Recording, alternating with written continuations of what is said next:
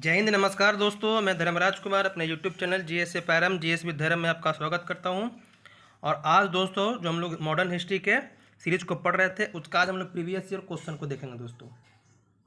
इससे पहले दोस्तों हम लोग क्या क्या पढ़ चुके हैं उसके बारे में बता देते हैं। अवध का उदय के बारे में दोस्तों पढ़े थे हम लोग। ब्रिटिश भारत में भू राजस्व व्यवस्था के बारे में, जिसमें रैयतवाड़ी, महलवाड़ी और हम लोग अस्थाई बंदोबस्त के बारे में पढ़े थे। उसके बाद अंग्रेजों की कौन कौन सी विस्तारवादी नीतियाँ थी दोस्तों उसके बारे में पढ़े थे, जिसमें हम लोग रिंग ऑफ फेंस, सहायक संधि और हड़प नीति के बारे में दोस्तों जाने थे। तो इन सभी से दोस्तों इनके प्रीवियस ईयर क्वेश्चन को देखेंगे जो आपके लिए बहुत ही जरूरी होती है। जैसा कि आपको हम बता दिए थे शुरू में ही दोस्तों कि आप थ्योरी पार्ट अगर पढ़ रहे हैं, किसी भी चैप्टर का आप थ्योरी पार्ट पढ़ रहे हैं, मतलब कि आपकी 50% की तैयारी हो गई। मतलब 50% क्या किए हैं, उस चैप्टर के बारे में जान गए। बाकी का 50% आपका तब कंप्लीट होता है जब आप क्या करते हैं, उससे संबंधित आप उसका PYQ हो या ऑब्जेक्टिव क्वेश्चन लगाते हैं। किसी भी चैप्टर के बारे में बात कर ले, कोई भी सब्जेक्ट का अगर आप थ्योरी पार्ट पढ़ लिए हैं तो क्या कीजिए, उसका ऑब्जेक्टिव जरूर लगाइए। ऑब्जेक्टिव लगाने से दोस्तों आपको ये फायदा होता है कि आपको समझ आता है कि ऐसे इस चैप्टर से कैसे कैसे प्रश्न आते हैं।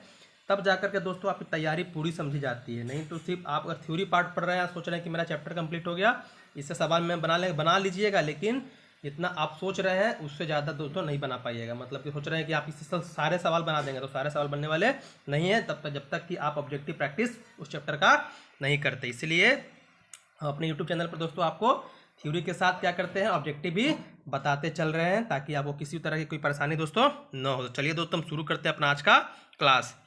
तो आज का हमारा सबसे पहला क्वेश्चन है, आपको यहाँ बताना है कि स्वतंत्रता पूर्व भारत में गरीबी रेखा पर चर्चा करने वाला पहला व्यक्ति निम्नलिखित में से कौन था। मतलब कि गरीबी पर बात करने वाला पहला व्यक्ति कौन था, तो ये आपको पता होगा कौन थे। तो दादा भाई नौरोजी। दादा भाई नौरोजी ने क्या किया था, सबसे पहले गरीबी रेखा पर बात किए थे दोस्तों। आगे हम लोग आते हैं अगला क्वेश्चन। अगला है आपको यहाँ पर क्या बताना है, तो रैयतवाड़ी के बारे में। रैयतवाड़ी बंदोबस्त, जिसमें काश्तकारों को सीधे सरकार को वार्षिक कर चुकाना पड़ता था, शुरुआत में निम्नलिखित में से किस प्रांत में शुरू किया गया था। आप जैसा कि बताया था सबसे पहले आपका अस्थाई बंदोबस्त के बारे में, जो 1793 में क्या होता है, लॉर्ड कॉर्नवालिस द्वारा दोस्तों ये शुरू किया गया था। और इसमें बीच का बिचौलिया कौन रहता था, आपका जमींदार। लेकिन रैयतवाड़ी में दोस्तों यहाँ पर जमींदार बीच का बिचौलिया नहीं रहता, यहाँ पर अंग्रेज और डायरेक्ट किसान से क्या होता है, तो संपर्क होता है। मतलब लगान डायरेक्ट अंग्रेज को कौन देंगे, किसान देंगे दोस्तों। तो ये सबसे पहले कहाँ लागू हुआ था, तो ये आपका दोस्तों मद्रास और बम्बई में लागू हुआ था। आपको फिर से हम बताते हैं, मान लीजिए कि आपका ये भारत का नक्शा है। मान लीजिए क्या है, ये आपका भारत का दोस्तों नक्शा है। तो ये वाला जो आप प्रांत देख रहे हैं, यहाँ पर आपका अस्थाई बंदोबस्त लागू था। ये जो दक्षिण वाला प्रांत देख रहे हैं, यहाँ पर आपका रैयतवाड़ी था। अब महलवाड़ी आपका उत्तर भारत में, आपका पश्चिमी उत्तर प्रदेश हो गया, पंजाब हो गया, ये सब क्षेत्रों में दोस्तों क्या था, आपका महलवाड़ी था। तो ये याद रखिएगा, यहाँ पर अस्थाई बंदोबस्त हम मैप के थ्रू आपको पढ़ा दिए थ्योरी में, वहाँ पर जाकर देख सकते हैं। और यहाँ पर आपका था दक्कन में दोस्तों आपका ये रैयतवाड़ी, बम्बई मद्रास हो गया, और ये जो देख रहे हैं आप महलवाड़ी है दोस्तों। तो इस तरह से आप याद रखिएगा। तो चलिए हम आगे बढ़ते हैं अगला क्वेश्चन। अगला है आपको बताना यहाँ पर कि भू राजस्व प्रबंधन के उपाय के रूप में अस्थाई बंदोबस्ती की शुरुआत किसने की थी। बता दिए थे अस्थाई बंदोबस्त कौन किसने किया था, तो लॉर्ड कॉर्नवालिस ने। इसके बारे में इसके पीछे कहानी बता दिए थे कि लगान वसूली की जो प्रक्रिया ये आप देख रहे हैं, ये जमींदारी, इसको हम जमींदारी प्रथा बोलते हैं। तो जमींदारी प्रथा की शुरुआत आपका वारेन हेस्टिंग किया था, लेकिन दोस्तों वो 5 साल का ठेकेदारी एक तरह का ठेका देता था, फिर बाद में उसको 1775 में क्या करता है, खत्म करता, 1 वर्षीय लाता है। लेकिन जब आपका ये कॉर्नवाली 1786 में बन करके आते हैं बंगाल के गवर्नर जनरल, तो ये क्या करते हैं, 1790 में आपका दोस्तों ये 10 वर्षीय योजना लाते हैं। 10 वर्षीय क्या करते हैं, योजना लाते हैं कि 10 वर्ष तक क्या करें, किसी को हम जमींदार को ठेका देंगे और हमको ये क्या करेगा, इतना इतना पैसा हमको समय समय पर ब्रिटिश राजकोष में जमा करेगा। लेकिन इसके 3 साल बाद ही क्या करता है दोस्तों, इस व्यवस्था को वो अस्थायी कर देते हैं। इसलिए इसका नाम क्या पड़ जाता है, अस्थायी बंदोबस्त पड़ जाता है दोस्तों। तो इसको किसने किया था, तो लॉर्ड कॉर्नवालिस, इनका नाम याद रखिएगा, 1793। आगे आते हैं अगला क्वेश्चन। अगला है आपको बताना यहाँ पर कि भारत में अंग्रेजों द्वारा शुरू की गई राजस्व संग्रह की रैयतवाड़ी व्यवस्था डैश पर आधारित है। मतलब यह खाली स्थान दिया है, किस पर आधारित है ये, तो ये दोस्तों रिकॉर्ड के लगान सिद्धांत पर। अब ये रिकॉर्ड के लगान सिद्धांत क्या होता है, तो रैयतवाड़ी व्यवस्था के अंतर्गत दोस्तों इसमें क्या था, इसमें अंग्रेजों ने जो भू लगान की जो प्रणाली थी उसको क्या किए थे, 2 आधार पे बांट दिए थे। 2 आधार पे कैसे बांट दिए थे, तो उन्होंने कहा, मतलब उन्होंने क्या किया था कि जो भूमि थी, भूमि की उपज के आधार पर क्या कर रहे थे दोस्तों, लगान वसूल रहे थे। मतलब कि जिस भूमि से ज़्यादा दोस्तों उत्पादन हो रहा है तो उससे लगान ज़्यादा ले रहे हैं, और जिस भूमि पे दोस्तों कम उत्पादन हो रहा है उससे क्या कर रहा है, लगान दोस्तों कम ले रहा है। तो ये क्या था, यही है दोस्तों आपका रिकार्ड का लगान सिद्धांत दोस्तों। मतलब कि मान लीजिए कि आपके पास भूमि है, यहाँ पर क्या हो रहा है आपका, यहाँ पर उत्पादन लागत दोस्तों कम है। तो उत्पादन लागत अगर आपका कम है, मतलब उत्पादन करने में आपको पैसा कम लग रहा है, तो यहाँ पर क्या करेगा अंग्रेज, आपसे ज़्यादा क्या करेगा दोस्तों, आपसे लगान वसूली करेगा। लेकिन मान लीजिए उसी भूमि पर क्या करे, आपका उत्पादन लागत ज़्यादा है, मतलब उत्पादन करने में आपको पैसा ज़्यादा लग रहा है, तो आपसे दोस्तों लगान कम लेंगे। यही क्या है आपका रिकॉर्ड का लगान सिद्धांत, ये याद रखिएगा। तो ये रैयतवाड़ी व्यवस्था में दोस्तों ये लागू किया गया था। आगे आते हैं अगला क्वेश्चन। अगला है आपसे बताना है कि निम्न में से किस भारत ने ब्रिटिश राज के दौरान रैयतवाड़ी प्रणाली तैयार की थी। किसने रैयतवाड़ी तैयार की थी, तो बताए थे 1792 में क्या कहते थे, कैप्टन अलेक्जेंडर रीड ने क्या किया था दोस्तों, रैयतवाड़ी व्यवस्था के जो प्रणाली है उसको तैयार करने में अहम भूमिका दोस्तों निभाए थे। बाद में क्या होते हैं, मुनरो जो होते हैं उसको व्यापक तौर पर दोस्तों क्या करते हैं, फैलाने का काम करते हैं दोस्तों। आगे आते हैं अगला क्वेश्चन। अगला है यहाँ पर आपको बताना है कि निम्न में से किसकी शुरुआत हॉल्ट मैकेंजी और रॉबर्ट मार्टिन बर्ड ने किया। मार्टिन से नाम इनका, लेकिन बर्ड द्वारा किया गया था। तो बताया थे शुरुआत तो करते हैं हॉल्ट मैकेंजी, लेकिन बाद में क्या करते हैं, जो मार्टिन बर्ड है उसको क्या करते हैं दोस्तों, फैलाने का काम करते हैं। तो ये कौन सी व्यवस्था था, तो ये आपकी महालवाड़ी क्या था दोस्तों, ये महालवाड़ी व्यवस्था था। आगे आते हैं अगला क्वेश्चन। भू राजस्व की खाली स्थान दिया है प्रणाली के तहत भूमि के स्वामित्व अधिकार किसानों को सौंप दिए गए थे और ब्रिटिश सरकार उनसे सीधे कर वसूलते थे। तो यहाँ पर कौन था, यहाँ पर रैयतवाड़ी था। कौन था, रैयतवाड़ी व्यवस्था के अंतर्गत दोस्तों क्या था, जो भूमि के मालिक किनको बना दिया था, किसान को बना दिया गया था। और किसान डायरेक्ट क्या करते थे, अंग्रेज से संपर्क में रहते थे और वही क्या करते थे, किसान ही लगान वसूल, मतलब कि जो भी होता था लगान अंग्रेज को देते थे। लेकिन वही अस्थायी बंदोबस्त के बारे में बात किए थे, तो वहाँ पर बीच का बिचौलिया कौन था आपका, वहाँ पर आपको देखने के लिए मिलता है जमींदार। और वहीं महलवाड़ी में आइएगा तो महलवाड़ी में जो गांव का मुखिया होता है वो क्या करता है, किसान से लगान वसूली करता है और वो अंग्रेज को दोस्तों क्या करता है, देता है। आगे आते हैं अगला क्वेश्चन है हमारा, क्या यहाँ पर यहाँ कुछ ऑप्शन दिए हुए हैं किसके बारे में, तो राजस्व बंदोबस्त की महलवाड़ी प्रणाली के बारे में निम्नलिखित में से कौन सा कथन गलत है। क्या बताना है आपको, गलत कथन बताना है। यहाँ देखिए क्या है गलत, तो देखते हैं कौन सा कथन गलत है। तो इस प्रणाली में जमींदारों को राजस्व एकत्र करने और उसके भुगतान ईस्ट इंडिया कंपनी को करने का अधिकार दिया गया था। ये दोस्तों क्या आपका गलत है, यही क्या आपका गलत है। मतलब आपका आंसर क्या हो जाएगा, ये हो जाएगा, क्योंकि यहाँ पर क्या था, जमींदार नहीं थे। यहाँ पर जमींदारों को दोस्तों कोई अधिकार नहीं था, बल्कि कौन थे, महाल, मतलब गांव के जो मुखिया थे वो वसूली करने का काम करते थे, जमींदार दोस्तों नहीं करते थे। इस प्रणाली में भू राजस्व को समय समय पर संशोधित किया था, ये बिल्कुल सही है आपका। इस प्रणाली का अवधारणा हॉल्ट मैकेंजी ने दी थी, ये बिल्कुल सही है। और ये 1822 में दोस्तों प्रस्तावित किया था, ये भी आपका सही है, बल्कि आपका एक नंबर गलती है, ये आप ध्यान में रखिएगा। आगे आते हैं अगला क्वेश्चन क्या है, तो 1793 में अस्थायी बंदोबस्त प्रस्तावित किया गया था। इस दौरान बंगाल के गवर्नर जनरल कौन थे, तो बंगाल के गवर्नर जनरल कौन थे, तो ये आपके लॉर्ड कॉर्नवालिस। जब भी अस्थायी बंदोबस्त का नाम आएगा तो लॉर्ड कॉर्नवालिस का नाम जरूर याद रखिएगा। आगे आते हैं अगला क्वेश्चन। आगे है आपको बताना है कि ब्रिटिश भारत के किस प्रांत में राजस्व एकत्रित करने का रैयतवाड़ी प्रणाली लागू की गई। रैयतवाड़ी व्यवस्था कहाँ लागू किया गया था, क्या उत्तर भारत में, तो उत्तर भारत में महलवाड़ी था, ये नहीं होगा। दक्षिण भारत में ये बिल्कुल सही है, दक्षिण भारत में क्या था आपका महलवाड़ी दोस्तों था। और पूर्वी भारत में आपका देखने के लिए मिलता है स्थायी बंदोबस्त। इस तरह से प्रश्न आपके बनते हैं, तो इसलिए याद रखिएगा। आगे आते हैं अगला क्वेश्चन। अगला है कि ईस्ट इंडिया कंपनी द्वारा अस्थायी बंदोबस्त कब लागू किया गया था, तो बता दिए 1793 में क्या होता है, इसको अस्थायी कर दिया गया था, इसलिए इसको नाम अस्थायी बंदोबस्त दोस्तों रखा गया था। आगे आते हैं अगला क्वेश्चन है कि असफुद्दौला द्वारा निर्मित आसफी इमामबाड़ा, तो इमामबाड़ा के बारे में बताते हैं 1784 में क्या होता है, तो असफुद्दौला क्या करता है दोस्तों, इमामबाड़ा का निर्माण कराता है। असफुद्दौला कौन है, तो आपका शुजाउद्दौला का बेटा है दोस्तों। इसी के समय में क्या होता है, इसी के समय में अवध क्या करता है, जो फायक फंदी होती है लॉर्ड बेंजली की, उसको दोस्तों स्वीकार करता है 1801 में। तो यहाँ पर क्या हो जाएगा आपका लखनऊ, कहाँ पर बनाया था ये, तो लखनऊ में दोस्तों इमामबाड़ा बनाया था। याद रखिएगा इमामबाड़ा कहाँ है, तो लखनऊ में कौन बनाया है, तो असफुद्दौला कब बनाया था, 1784 में। ये सारी बातें याद रखिएगा, अवध में आपको हम पढ़ा चुके हैं। आगे आते हैं अगला क्वेश्चन है आपका क्या है, तो खाली स्थान दिया है को बंगाल बिहार उड़ीसा में लॉर्ड कॉर्नवालिस द्वारा शुरू किया। बता दिए लॉर्ड कॉर्नवालिस आएगा तो किसका नाम आएगा, तो अस्थायी बंदोबस्त का नाम आएगा 1793। आगे आते हैं अगला क्वेश्चन है, हॉल्ट मैकेंजी का नाम है क्या है, हॉल्ट मैकेंजी ने भारत में राजस्व संग्रहण की निम्नलिखित में से कौन सी विधि विकसित की थी। तो हॉल्ट मैकेंजी कौन सा विधि विकसित किया था, हॉल्ट मैकेंजी का नाम किसमें जुड़ा है, तो आपका महलवाड़ी में। देखिए यहाँ पर जो अस्थायी बंदोबस्त है लॉर्ड कॉर्नवालिस, हॉल्ट मैकेंजी और मार्टिन बर्ड महलवाड़ी, और रैयतवाड़ी में आ जाएगा थॉमस मुनरो और रीड। रीड में मुनरो याद रखिएगा आपका ये रैयतवाड़ी में आ जाएगा। आगे आते हैं अगला क्वेश्चन। आगे है आपको बताना, यहाँ पर खाली स्थान दिया हुआ है, मैं शुरू की नई राजस्व प्रणाली को रैयतवाड़ी बंदोबस्त के रूप में जाना जाता है। तो ये रैयतवाड़ी कहाँ लागू किया गया था? तो रैयतवाड़ी पता है दक्षिण भारत में, मतलब उसी को हम लोग बोलते हैं क्या, बॉम्बे डेक्कन बोलते हैं। कहाँ पर? बॉम्बे डेक्कन में दोस्तों ये आपका लागू किया गया था बम्बई और मद्रास में। आगे आते हैं अगला क्वेश्चन। अस्थाई बंदोबस्त। अस्थाई बंदोबस्त लागू होने के समय वर्धमान का राजा, वर्धमान दोस्तों क्या है आपका बंगाल का प्रांत था, तो वर्धमान का राजा कौन था? तो वर्धमान का राजा दोस्तों जब अस्थाई बंदोबस्त लागू हुआ था उस समय कौन थे? तेजचंद। कौन थे? तेजचंद ये क्या थे? वहाँ के राजा थे दोस्तों। आगे आते हैं अगला क्वेश्चन।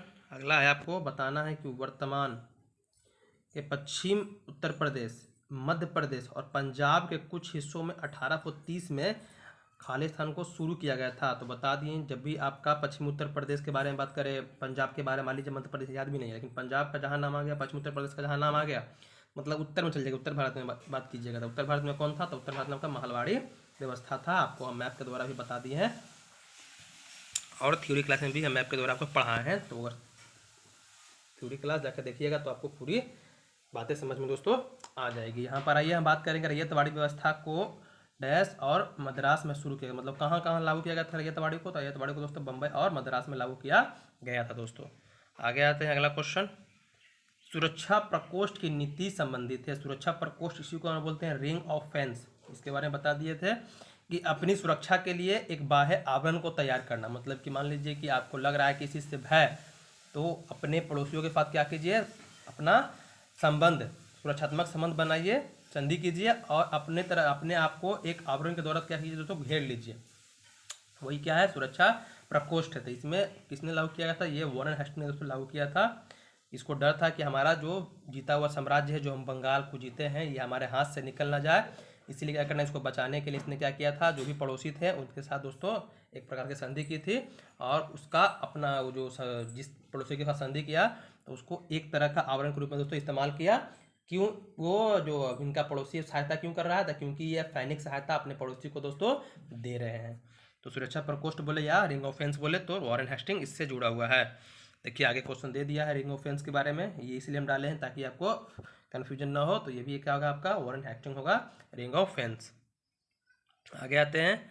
अगला क्वेश्चन है कि लॉर्ड बेनेजली की सहायक संधि को स्वीकार करने वाला पहला मराठा कौन था? पहला मराठा कौन था? तो पहला मराठा बता दिए थे कि पेशवा बाजीराव द्वितीय था। इसी कंडीशन बता दिए थे क्यों ये स्वीकार किया था, क्योंकि इसने क्या किया था, होलकर के भाई की क्या की थी, हत्या कर दी थी। जब होलकर इस पर आक्रमण करते हैं सिंधिया और इसको जो पेशवा, उसको जब इस पर आक्रमण करते हैं तो सिंधिया तो क्या कहते हैं, हार मान जाते हैं और ये अपने जान बचाकर वहाँ से भागता है और पहुँच जाता है कहाँ पर? बेसिन पहुँच जाता है। बेसिन में क्या करता है, अंग्रेजों के साथ संधि करता है, क्या 1802 में, और यहीं पर क्या करता है, वो स्वीकार कर लेता है, क्या आपका सहायक संधि स्वीकार कर लेता है। ये भी याद रखिएगा। तो कौन था? तो ये आपका पेशवा बाजीराव द्वितीय था दोस्तों। आगे आइए हम लोग अगला क्वेश्चन आते हैं।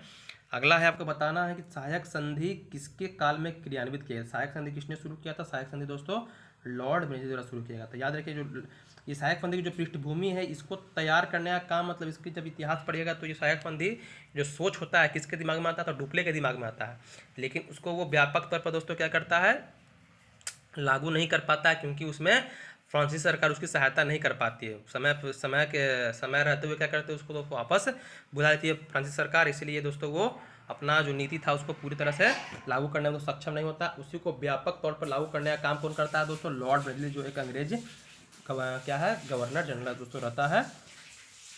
आगे आते हैं अगला क्वेश्चन।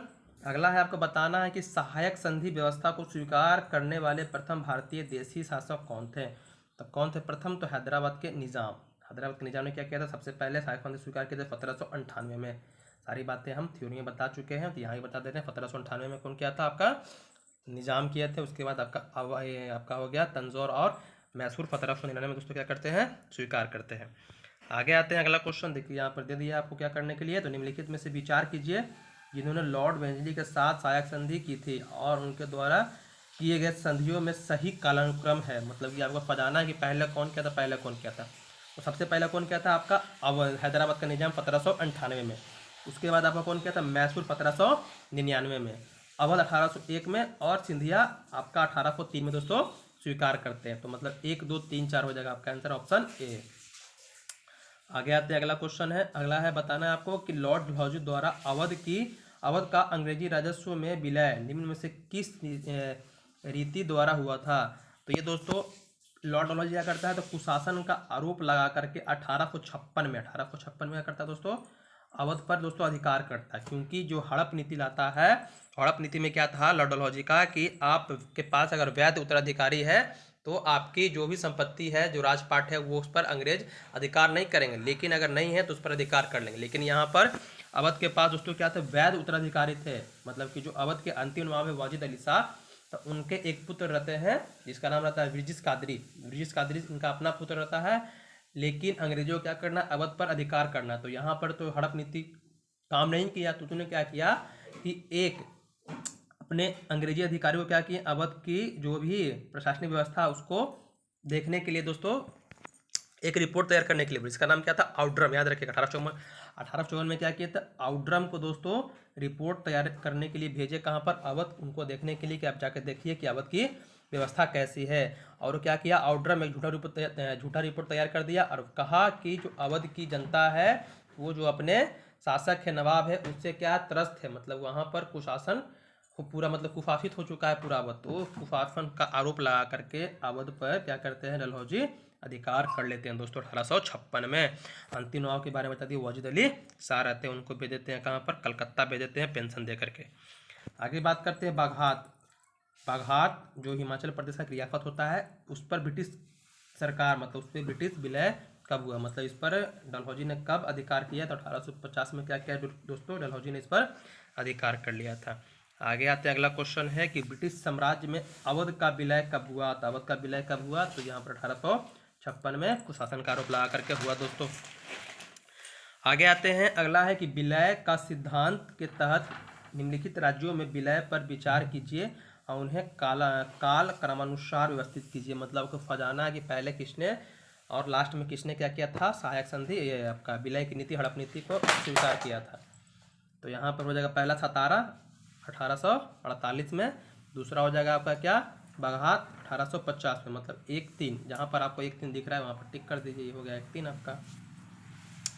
आगे आते हैं, अगला क्वेश्चन आगे है कि अधोलिखित युगों में कौन सम्मिलित है। यहाँ पर बताना है कौन यहाँ पर सम्मिलित है।